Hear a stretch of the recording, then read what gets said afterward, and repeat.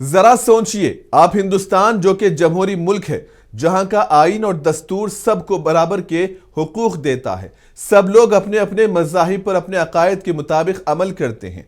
अब अगर कोई पब्लिक मुकाम पर या कहीं और जाते हुए दौरान सफर नमाज पढ़ ले तो फिर नामनिहाद हिंदुओं के सीने पर सांप लौटने लगती है और वो सबको देशभक्ति का सबक पढ़ाने में लग जाते हैं।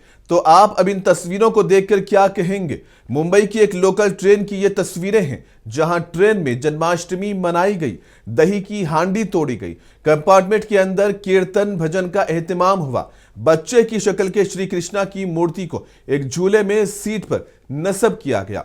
अकीदतमंद नाचते गाते इसकी पूजा करते रहे। अगरचे जन्माष्टमी जैसे मुकद्दस त्यौहार पर अकीदत का ऐसा रूप देखना अनोखा था, लेकिन सवाल यह भी है कि क्या पब्लिक ट्रांसपोर्ट ऐसी तकरीबात के लिए सही जगह है? अब अगर उनकी जगह कोई और नमाज पढ़ लेता तो सबका क्या रद्द अमल होता? जब मुल्क का कानून एक है तो फिर नजरिए दो क्यों हैं?